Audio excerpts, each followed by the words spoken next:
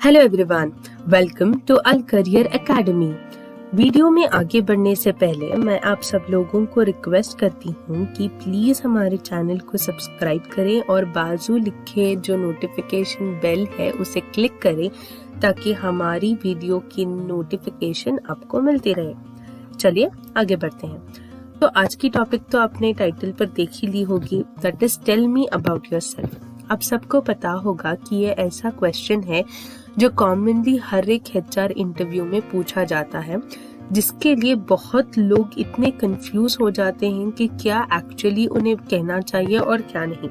और कुछ लोग तो इतना डर जाते हैं, इतने नर्वस हो जाते हैं कि वो सब कुछ भूल ही जाती हैं जो उन्हें कहना है। तो आज इस वीडियो को आप एंड तक देखें, यहाँ पर आपके सारे कंफ्यूजन्स क्लियर होंगे, आपकी सारी नर्वसनेस चली जाएगी, बिकॉज इस वीडियो में हम आपको कंप्लीट फुल पैकेज दे रहे हैं, कंप्लीट स्टेप्स के साथ, कंप्लीट कंटेंट्स के साथ, और साथ में एक छोटा सा डेमो सेशन भी है जो आपको हेल्प करेगा कि कैसे आप अपनी स्पीच जो ये क्वेश्चन है टेल मी अबाउट योरसेल्फ के लिए आप इसे तैयार कर सकते हैं। चलिए आगे बढ़ते हैं। तो पहला यहाँ पर हमने एक परफेक्ट सोल्यूशन फाइंड आउट किया है बिफोर फाइंडिंग कि आपको ये सब जो क्वेश्चन है इसको आंसर करने से पहले आपको किन चीजों को ध्यान में रखना चाहिए। यहाँ पे हमारे लिए कुछ सिंपल स्टेप्स हैं जिसे आप फॉलो करें। पहली चीज तो रिलैक्स, कि आप अपने आप को रिलैक्स रखें, क्योंकि ये टेल मी अबाउट योरसेल्फ ये आपके बारे में जानना चाहते हैं, ना कि किसी और के बारे में। तो इसीलिए थोड़ा रिलैक्स होकर, कूल होकर सोचिए कि आपको क्या बोलना है। Next is be confident. अगर आप कॉन्फिडेंट होकर किसी बात को बोलते हैं तो आपके इंटरव्यूअर या फिर आपके सामने जितने भी एचआर्स बैठे हुए हैं उनके पास एक पॉजिटिव वाइब आएगा कि आप जो कुछ भी बोल रहे हैं उसके लिए आप कॉन्फिडेंट हैं और आप सही बोल रहे हैं। वो एक आपको इम्पैक्ट लेकर आएंगे उनके थ्रू कि वो इंटरेस्टेड होंगे आपकी बातें सुनने के लिए। नेक्स्ट है topic that is seat straight. ये तो हमें बचपन से सिखाया जाता है कि आपको स्ट्रेट बैठना चाहिए, क्योंकि स्ट्रेट बैठना एक ऐसा होगा, अगर आप कोई दूसरे पोजीशन पर बैठे तो वो आपके एचआर के सामने एक जो है रेस्पेक्टिव वे नहीं दिखाता। वो समझेगा कि ये जो पर्टिकुलर कैंडिडेट है ये मुझे रेस्पेक्ट नहीं दे रहा क्योंकि ऐसे पोजीशन पर बैठ रहा है। तो आप ध्यान रखें कि आप स्ट्रेट बैठें और कॉन्फिडेंट के साथ अपनी स्पीच बोलें। नेक्स्ट जो है मेंटेन आई कांटेक्ट। ये मोस्ट इम्पॉर्टेंट होता है हर एक स्पीच बोलने के लिए, या फिर आप किसी से भी बात कर रहे हो, अगर आप उसको देखोगे ही नहीं तो वो जो ऑपोजिट वाला इंसान होगा वो क्या समझेगा कि आप किसे बोल रहे हो। इसीलिए आपके सामने जितने भी एचआर्स हो या आपके सामने सिर्फ एक इंटरव्यूअर बैठा हो, आप उसके साथ आई कांटेक्ट करें। आप कॉन्फिडेंस के साथ अपनी जितनी भी आपने स्पीच रेडी की है उसे कॉन्फिडेंस के साथ आई कांटेक्ट करके आप उसे बोलें। Next is keep your voice Audible. कुछ लोग इतना लो वॉइस में बोल देते हैं कि वो उन्हें खुद ही सुनाई नहीं देता, तो इंटरव्यूअर को क्या सुनाई देगा। इंटरव्यूअर क्या पूछेगा, आपको फिर से रिपीट करने के बोलेगा, वो अच्छा नहीं होगा। आप अपनी वॉइस की फ्रीक्वेंसी इतनी रखिए कि वो ना इतनी स्लो हो कि उसे सुनाई भी ना दे, और ना इतनी लाउड कि जो रूम के बाहर बैठे हुए हैं लोग उन्हें भी सुनाई दे रहा हो। आपकी फ्रीक्वेंसी ऐसी होनी चाहिए कि आपके इंटरव्यूअर या एचआर्स और आपको क्लियरली सुनाई दे। नेक्स्ट जो है डोंट पैनिक। कुछ लोग ऐसे होते हैं पैनिक में इतना जल्दी जल्दी बोल देते हैं कि इंटरव्यूअर को समझ ही नहीं आता कि आप एक्चुअली क्या कहते हैं। वो आइदर आपको रिपीट करने के लिए कहता है या फिर आपका इम्प्रेशन उसके सामने खराब हो जाता है कि आप इतना पैनिक हो जाते हो, आप डर रहे हो, ऐसा टाइप का इम्पैक्ट उसके सामने आप लेकर आते हो। इसीलिए जब भी आप कुछ कह रहे हो हर एक सेंटेंस को जो है क्लियर वॉइस से कहें, ऐसे पैनिक होकर दो दो तीन तीन वर्ड्स को मिक्स ना करें, क्लियरली कहें। नेक्स्ट जो है कभी झूठ ना बोले। हाँ, कुछ लोग बोलते हैं झूठ, बट थोड़ा तो ऐड करना बनता है, बिकॉज हम खुद अपने बारे में इतना नहीं जानते जो दूसरे हमारे बारे में जानते हैं। इसीलिए आप मेक श्योर करें कि आप जो कुछ बोले उसमें इतना झूठ ना हो, ताकि अगर वो आपके झूठ में से कोई रिलेटेड क्वेश्चन पूछ दे और आप उसको आंसर ना कर सको तो ये बहुत बैड इंप्रेशन होगा दैट आप लॉयल नहीं हो आप जो कुछ कह रहे हो इसके लिए। तो मेक श्योर आप झूठ ना बोले। तो हियर गाइज, यहाँ पर जो ये 7 बेस्ट स्टेप्स हैं, ये आपको अपने जो कंप्लीट इस क्वेश्चन को आंसर करने का प्रोसीजर है उसे आपको कम्प्लीटली दिखाएगा।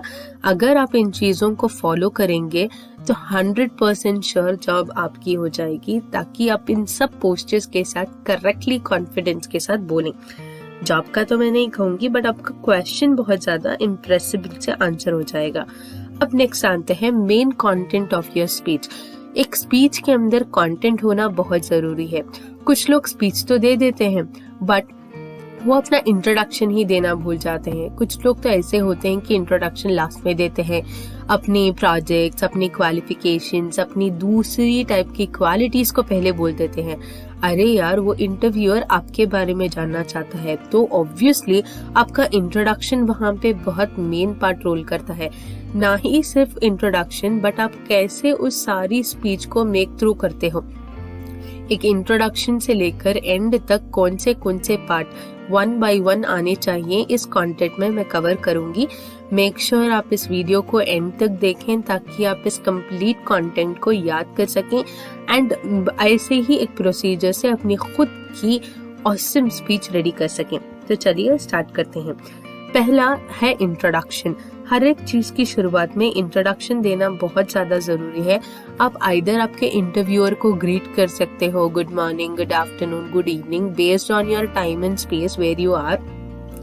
अगर नहीं pardon me with my voice, अगर आप लोग उसे थैंक करना चाहते हो कि थैंक यू मुझे ये अपॉर्चुनिटी देने के लिए कि मैं आपके सामने बैठकर ये सब बात कर रहा हूँ, करके आप स्टार्ट कर सकते हैं। नेक्स्ट है आपका नेम। आपका नेम बहुत जरूरी होता है। आपकी करंट क्वालिफिकेशन या फिर आपने जस्ट कोई जो है डिग्री या फिर कोई स्टडीज कंप्लीट की है, आप उसके बारे में मेंशन करें। एंड आप मेक श्योर करें पेरेंट्स की डेजिग्नेशन, फैमिली ब्रीफ इंट्रोडक्शन।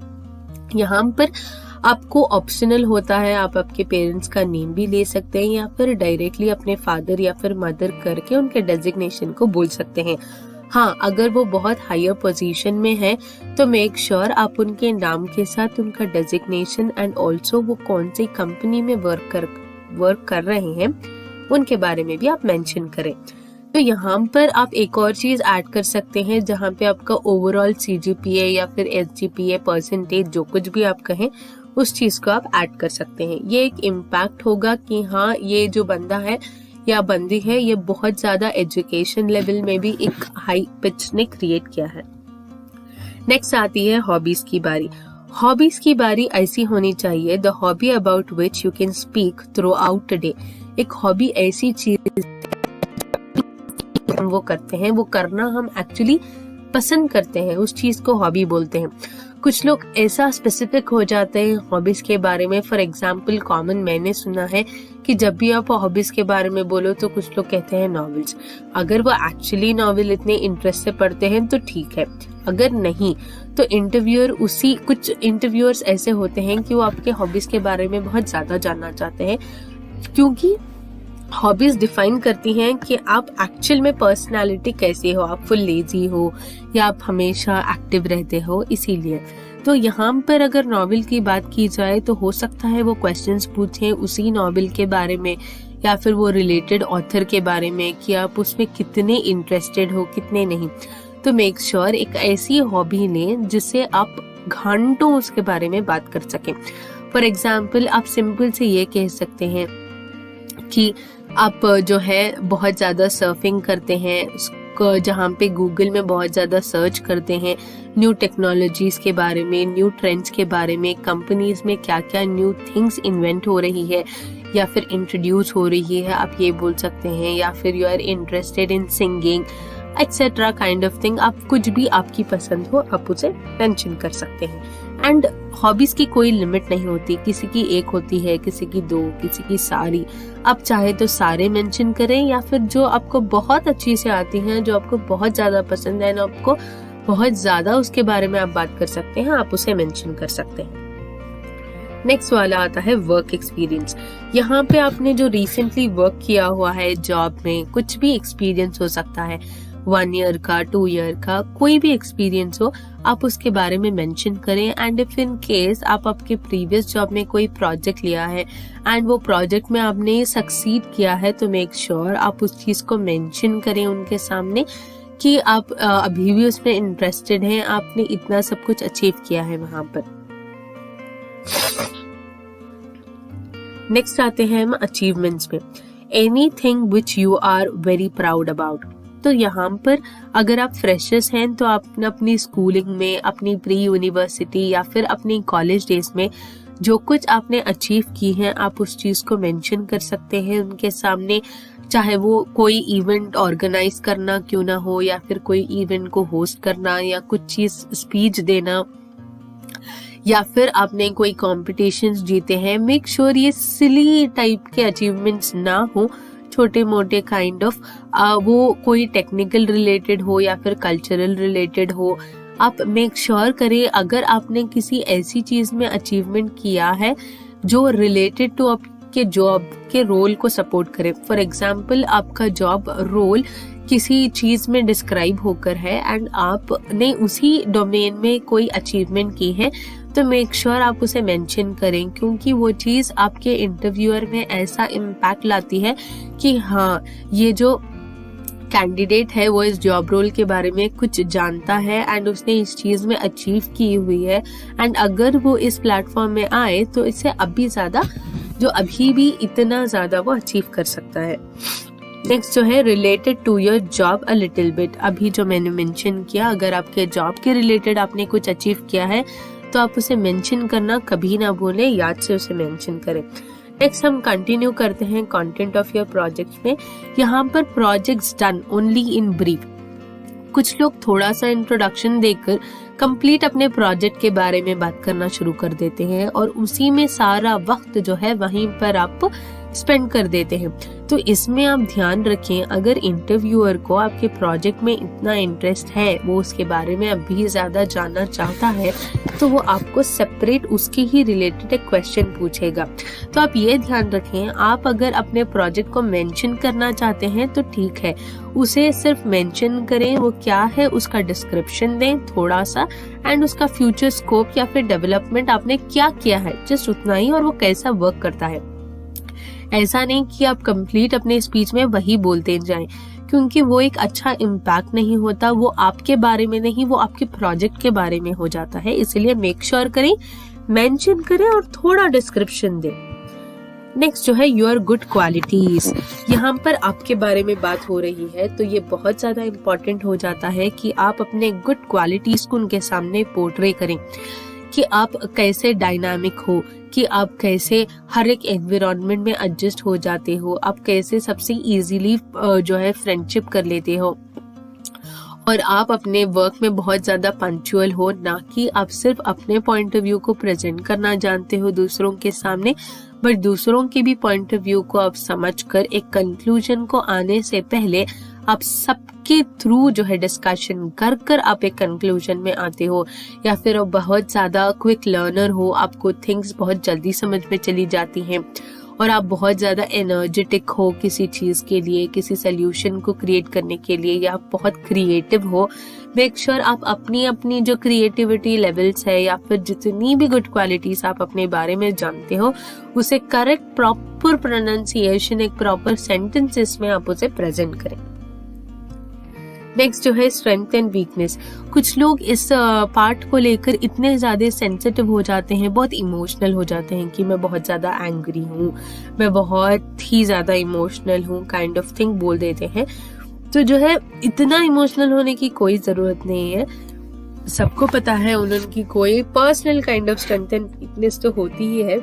आप यहाँ पे स्ट्रेंथ एंड वीकनेस का मतलब आप यहाँ पे जो प्रोफेशन वाइज आपका जो स्ट्रेंथ एंड वीकनेस है आप उसे मेंशन कर सकते हैं। जैसे कि एग्जांपल मैं देती हूँ आपको, कि आप ये बोल सकते हैं, फॉर एग्जाम्पल, ये ना ही आप कोई भी इसे कॉपी करें, मैं ये नहीं कह रही हूँ, जस्ट आपके लिए एक एग्जाम्पल है कि आपको एक आदत है कि आप जो है, आपकी वीकनेस क्या है कि जब भी आपको कोई टास्क देता है उसे उसके फिक्स्ड टाइम से एक 5 और 10 डेज प्रियर आप फिनिश करना पसंद करते हो।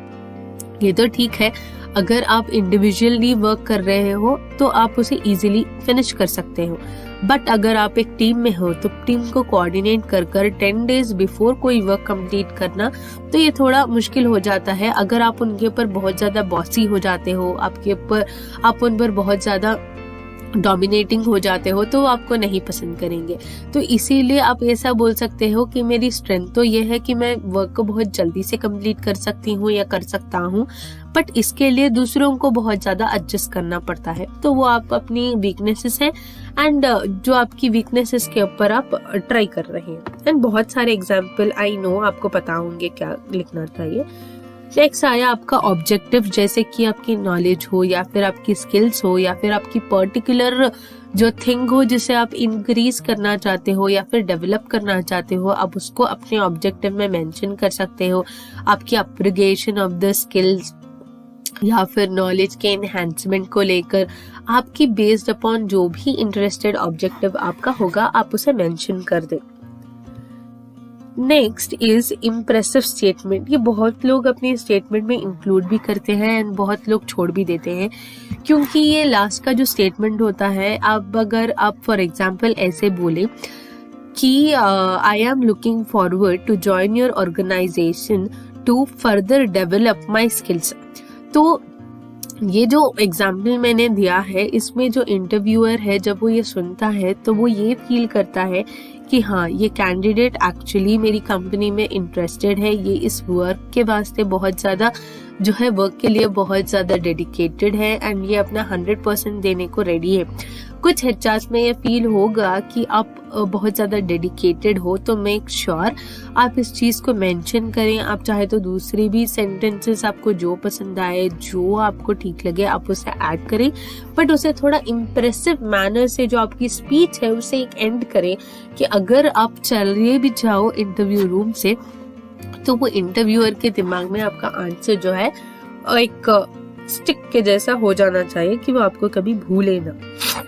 नेक्स्ट आया जो है ये 9 बेस्ट टिप्स जो मैंने दिए हैं, आप इसे स्टेप बाय स्टेप ऐसे ही फॉलो कीजिए। आप पहला पार्ट लीजिए इंट्रोडक्शन एंड उसके लिए आप एक पैराग्राफ रेडी कीजिए। नेक्स्ट हॉबी के बारे में एक पैराग्राफ, वर्क एक्सपीरियंस के बारे में, अचीवमेंट्स के बारे में, एंड यहाँ पे मैंने जितने स्टेप्स मेंशन किए हैं सबके लिए आप एक एक पैराग्राफ बिल्ड करते जाइए और एट लास्ट आपको एक complete full to ready speech मिलेगी। एंड मेक श्योर, सबसे important, speak for at least 3 minutes. कुछ लोग अपनी स्पीच इतनी कम बोलते हैं, जस्ट 1 मिनट, जस्ट 2 मिनट्स, तो वो एचआर खुद ही पूछने लगते हैं कि आपको सिर्फ इतना ही पता है अपने बारे में। तो मेक श्योर वो मिनिमम 3% हो, एटलीस्ट 3 मिनट्स हो। अगर मैक्सिमम आप ले जाएं तो जितनी मर्जी आप करें, उतना ज्यादा भी ना करें कि वो बोर हो जाए आपकी बातों से। Make it simple, make it understandable and limited. मैं आपको सजेस्ट करूंगी मिनिमम 3 मिनट्स, आप जितना चाहे उतना एक्सीड कर सकते हैं। तो यहाँ पे जैसे मैंने कहा था, ना सिर्फ मैं आपको जो है कंप्लीट कंटेंट स्टेप्स के साथ बोलूंगी, बट यहाँ पे एक्चुअली मैं आपको कंप्लीट एक डेमो सेशन दूंगी जहाँ पे एक्चुअल में एक इंटरव्यू हो रहा है। एंड ये बहुत छोटी सी ही स्पीच मैंने रेडी की है, जो लड़का है चार्ली कहकर, वो अपने आप को इंट्रोड्यूस कर रहा है for that tell me about yourself question के लिए एक प्रॉपर आंसर दे रहा है। आप उसे फॉर एन एग्जाम्पल कंसिडर करके फर्दर आपको जो अच्छा लगे या फिर आप जितने पैराग्राफ्स ऐड करोगे आप उसे ऐड कर उसे फर्दर डेवलप कर सकोगे।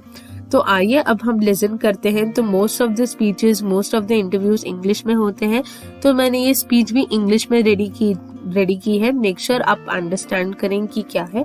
अगर कोई डाउट है आप कमेंट सेक्शन में मुझे मेंशन कर सकते हैं, मैं आपको वहीं पर आकर ब्रीफिंग कर दूंगी। तो चलिए सुनते हैं। Miss Charlie, pursuing Bachelor's of Engineering in Computer Science from XYZ University from Bangalore. My father is a businessman and my mother is a homemaker. I completed my schooling and pre-university from Bangalore with distinction. I am a self-starter with strong interpersonal skills. I developed the keen knowledge in artistic things and during my schooling, and now it have developed as my hobby and my area of interest. I work effectively both as individual contributor or along with a team. I am very quick learner and also I enjoy doing things very much. I have secured first place in national level XYZ competition organized by XYZ College of Engineering from Bangalore. I have also secured first place in national level idea presentation competition and XYZ competition organized by XYZ College from Bangalore, and also I have organized many other events and hosted in many other events, and being a coordinator for many events, have done a hosting, have given a many speeches in many things.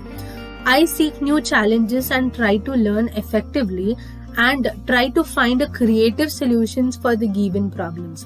Beside the details which has been given in my resume, I believe in character, the ethics, the values, the vision and the action. I am a quick learner and believe in learning from my mistakes, and I strongly feel that this virtue will take me ahead in life and career.